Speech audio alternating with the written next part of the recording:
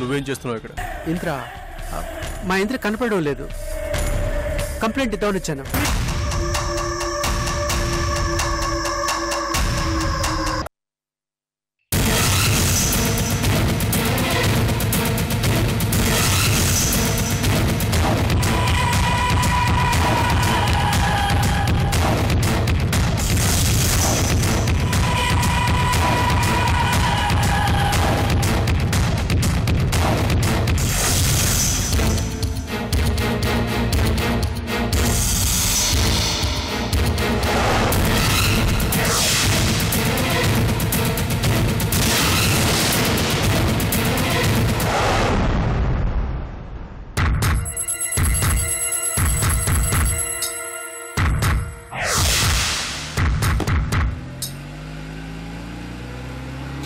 Father!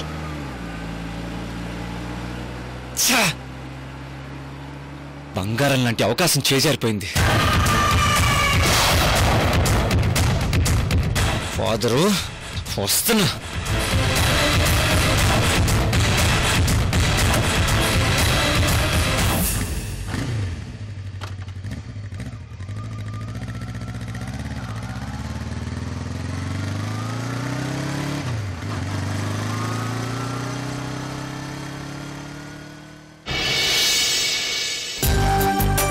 రాజశ్రమ రావడంతోనే మళ్ళీ హవేలీకి పూర్వవైభవం వచ్చినట్టుంది.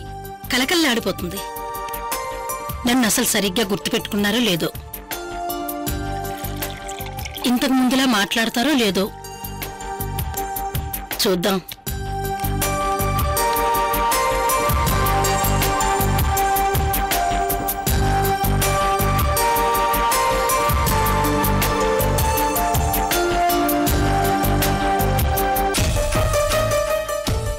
ఆగువర్తనమ్మా,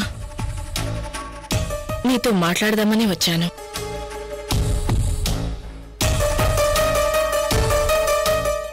అమ్మా, హవేలీకి, రాజావారికి నువ్వు చేసిన సేవలకి ఇది కూడా సరిపోదు వర్తనమ్మా. నేను చేసిందే ఉందమ్మా.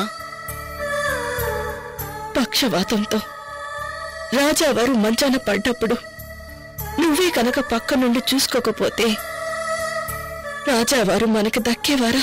అమ్మా, హవేలి ఉప్పు తిన్నాను, రుణం తీర్చుకుంటున్నాను. అది నా బాధ్యత అనుకుంటున్నాను. నేనొచ్చేశాగా, ఇక నుండి రాజావారి బాధ్యత నాది, నా బాధ్యత నీది. సరేనా? అలాగేనమ్మా.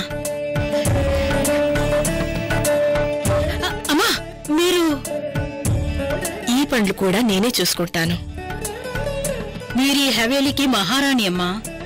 కావచ్చు, కానీ రాజావారికి కాదు.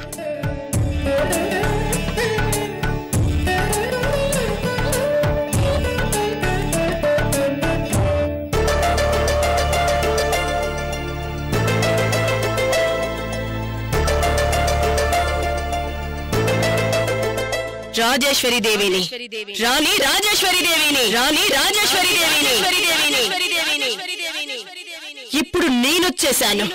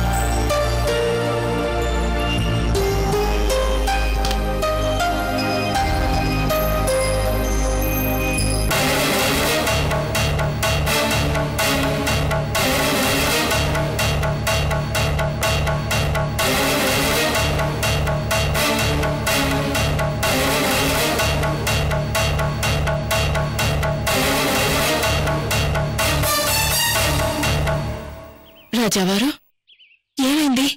ఎందుకిలా?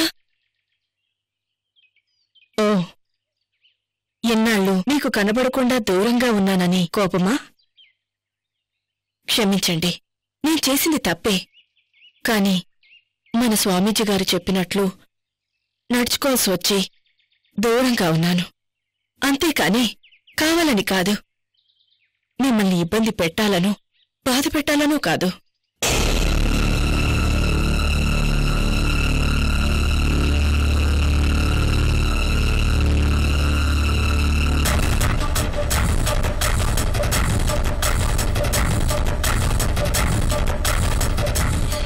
శిక్షించాలనుకుంటున్నారా రాజావారు?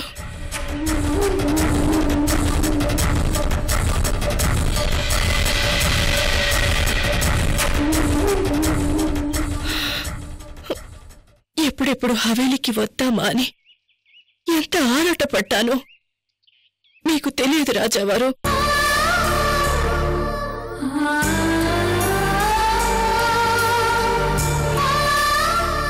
ఇక్కడ మీ పరిస్థితి తెలుసుకుంటూ ఎంతగా బాధపడ్డానో మీకు తెలియదు రాజావారు.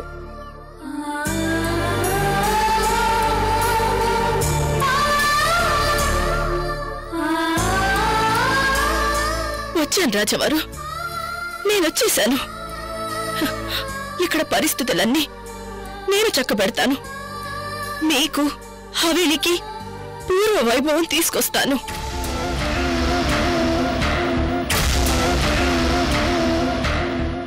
ఒక విధంగా మీ కష్టాలకి పరోక్షంగా కారణం నేను. హవేలీ వారసుడు గురించి నేను పట్టుబడకుండా ఉన్నట్లయితే కథ ఇలా ఉండేదే కాదు. నేను మీకు దూరమయ్యే పరిస్థితి వచ్చేదే కాదు. మన మధ్య ఈ ఎడబాటు ఉండేదే కాదు. మన కష్టాలకి కారణమైన ఆ మృణాల్ని దేవిని నిద్రపోనివ్వను. తను చేసిన పాపాలకి శిక్ష అనుభవించేలా చేస్తా. మీ కాళ్ల మీద పడేలా చేస్తా. నేనొక్కప్పటి రాజేశ్వరి దేవినే కాదు. మీరసలు మా రాజేశ్వరీదేవి గారే కాదు.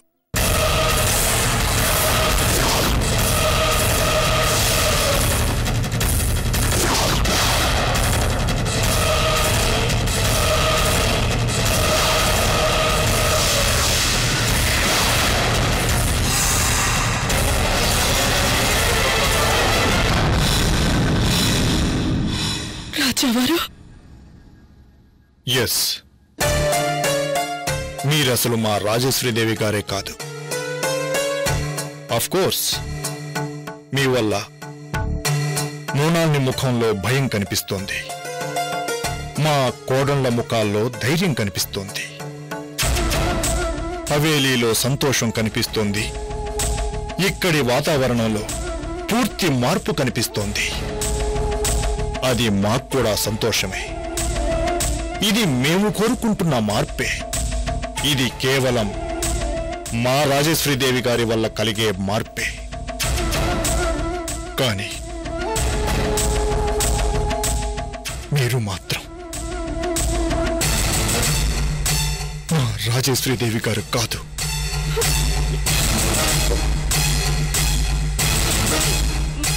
నేనెవర్ని? మా ప్రశ్న కూడా అదే. మీరెవరు? హవేలీకెందుకొచ్చారు? మా మీద ఎందుకింత ఆపేక్ష చూపిస్తున్నారు? రాజావారు, ఎందుకిలా అనుమానిస్తున్నారు? చూడండి, సరిగ్గా చూడండి. నేను మీ రాజేశ్వరి దేవినే కాదని ఎలా అంటున్నారు? ఎందుకంటున్నారు? ఎందుకంటే మా కళ్ళు మమ్మల్ని మోసం చేసినా మా మనసు మాత్రం మమ్మల్ని మోసం చెయ్యదు కాబట్టి.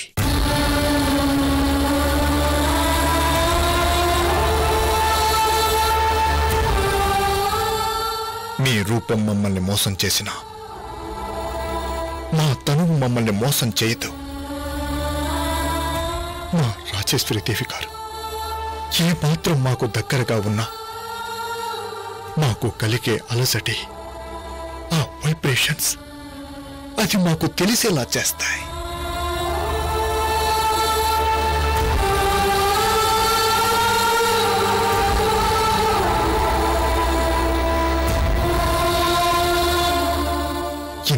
పోజుగా నిలబడి మాట్లాడుతున్నా మాలో ఏ చలనమూ లేదు, ఏమాత్రం అలజడి కలగటం లేదు.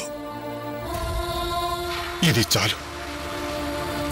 మీరు మా రాజేశ్వరీదేవి గారు కాదు అని చెప్పడానికి రాజావారు,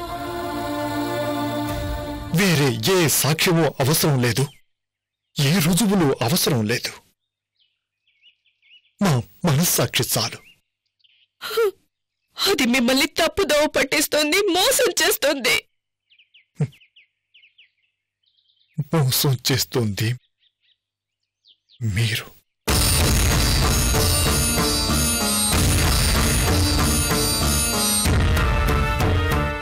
రాజావారు, మాకు మా రాజేశ్వరీదేవి గారికి మధ్య ఉన్నది మామూలు అనుబంధం కాదు. అదొక పవిత్రమైన బంధం, చిరస్మరణీయమైన బంధం, మధురమైన బంధం. మీరెవరో కాని దయచేసి ఆ బంధంతో ఆడుకోకండి. ఆ మధురమైన జ్ఞాపకాల జోలికి వెళ్ళకండి. మమ్మల్ని డిస్టర్బ్ చెయ్యకండి. మీకేం కావాలో చెప్పండి. మా నుండి మీరేం ఆశిస్తున్నారో, హవేలీకి ఎందుకొచ్చారో చెప్పండి. ఏం చెప్పమంటారు? నా దేవుడే నా ఉనికిని ప్రశ్నిస్తుంటే, నా దేవుడే నన్ను సందేహిస్తుంటే, నువ్వెవరు అంటూ నా దేవుడే నన్ను నిలదీస్తుంటే ఏం సమాధానం చెప్పమంటారు రాజావారు? నన్ను నేను ఎలా నిరూపించుకోమంటారు? నేను మీ ప్రియమైన రాజేశ్వరి దేవినే అని ఎలా నమ్మించమంటారు? రాజేశ్వరీదేవి గారు,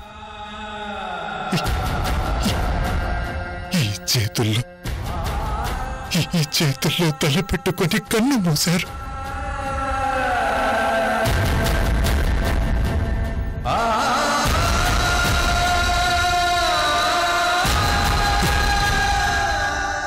ఈ గుండె మీద వాలి పైలోకానికి వెళ్ళిపోయారు.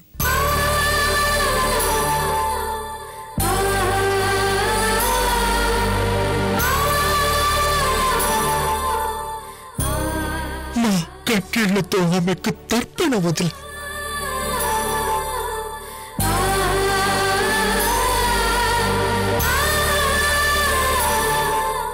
ఇప్పుడు మీరొచ్చి రాజేశ్వరీదేవిని అంటే నమ్మడానికి మేం పిచ్చివాళ్లం కాదు. అనవసరమైన శ్రమ తీసుకోవద్దు. మా మంచితనాన్ని ఎంతో మంది ఎన్నో రకాలుగా అడ్వాంటేజ్ తీసుకున్నారు. లెక్కలేనన్ని గాయాలు చేశారు. భరించాం, సహించాం. కానీ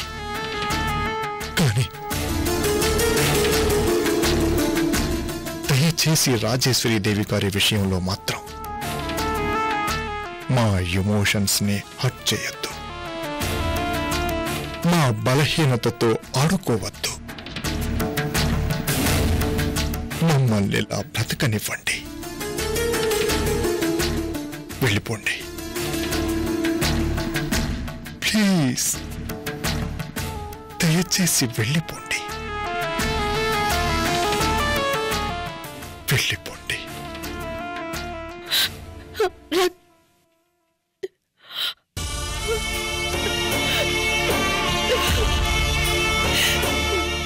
నేను వెళ్ళిపోను రాజావారు. ఇక్కడే ఉంటాను, మీతోనే ఉంటాను, మీతో పాటే ఉంటాను.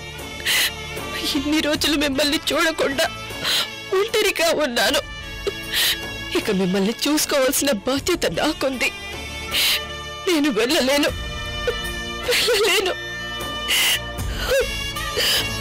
నన్ను క్షమించండి రాజావారు, నన్ను క్షమించండి.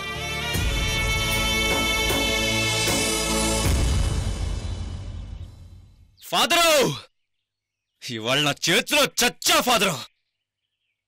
నన్నే మోసం చేస్తావా? నమ్మక ద్రోహం చేస్తావా? అయిపోయా ఫాదరు. రే ఫాదరు, తలుపు తీస్తావా లేదా? లేకపోతే బద్దలు కొడేస్తా. నిన్ను ఇలా కాదు, ఈ రోజు నా చేతులు అయిపోయావు. తలుపుతే. రే రే, నేను నీ కన్నా తండ్రినిరా, ఇలా దౌర్జన్యం చేయకూడదురా. తప్పు నాన్నా, నా మాట వినరా. తప్పున్నారా? నిన్ను నిన్ను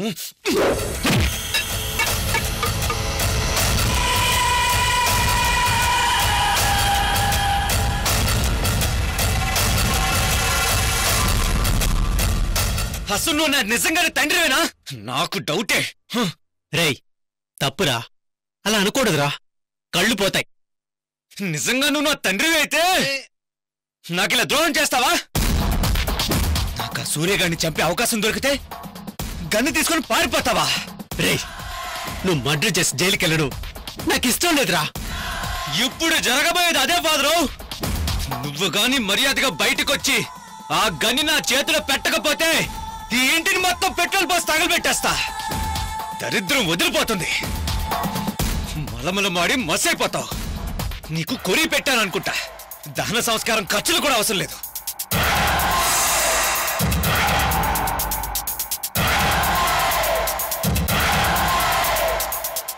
వద్దురా, నువ్వంత కష్టపడద్దు. నేనే వస్తాను బయటికి.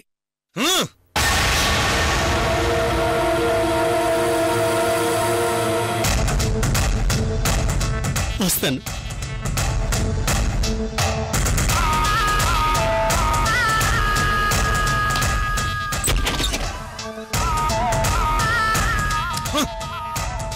నువ్వేంటి ఆ ప్రతాప్ గారికి ఏజెంటువా? కాదు నాన్న, మీ అమ్మ తరపున ఏజెంట్ని.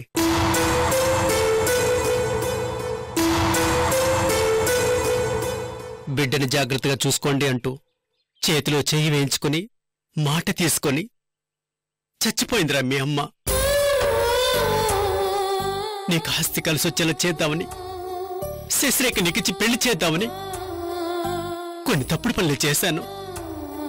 అది నీకోసలేరా. ఎప్పుడైతే మన ప్లాన్ రివర్స్ అయిందో నా తప్పు తెలుసుకున్నాను. నిన్ను మనూరికి తీసుకెళ్లి మరో అమ్మాయితో పెళ్లి చేద్దాం అనుకున్నాను. కానీ నువ్వు మారలేనంత మూర్ఖంగా మారిపోయావు. శశిరేఖ వెనకాల పడుతూ తనను ఇబ్బంది పెడుతూ నువ్వు ఇబ్బందులు కొని తెచ్చుకుంటున్నావు. తండ్రిగా నన్నెంత క్షోభ పెడుతున్నావో నీకు తెలుసా? అనవసరం. ఎదుటి వాళ్ల బాధ గురించి ఆలోచించడం నా క్యారెక్టర్ కాదు. నేను కోరుకుంది అందుకోవడానికి, ఏం చేయడానికైనా తెగించడమే నాకు తెలిసింది. అది మంచిది కాదురా. ఎప్పటికైనా ప్రాణం మీదకొస్తుంది. నేను చావడానికైనా రెడీ. రే ఇంద్రా, తప్పురా, అలా అనుకురా. పైన తదాసు దేవతలుంటారు. వాళ్ళు ఇలాంటి వాటికే తదాస్తు అంటారా? నాకు శశికి పెళ్లి జరుగుతుందని 190 సార్లు అన్నాను. దానికి తదాస్తాను రా.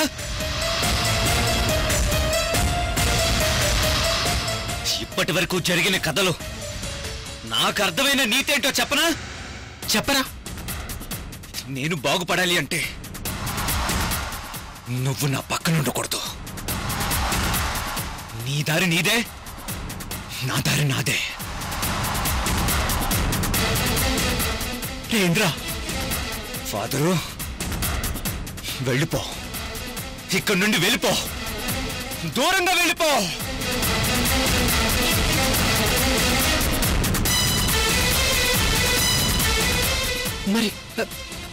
మరి నువ్వు? శశిరేఖతో పాటు హాయిగా ఉంటాను.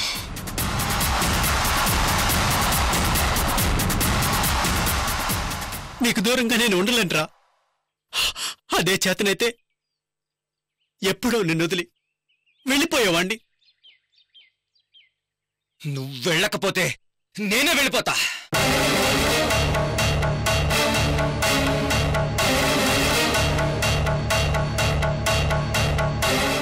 నిన్ను చూడకుండా నీకు దూరంగా ఎన్ని రోజులైనా నేను ఉండగలను.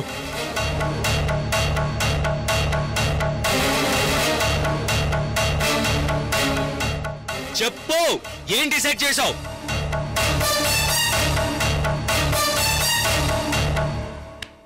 Mahindra, no sentiments.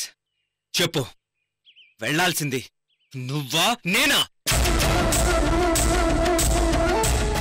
ఎందుకురా నన్ను నీ వయసులో ఇంత బాధ పెడుతున్నావు? నా బాధ అర్థం చేసుకోరా. ఎంత పెద్ద శిక్ష విధించకరా.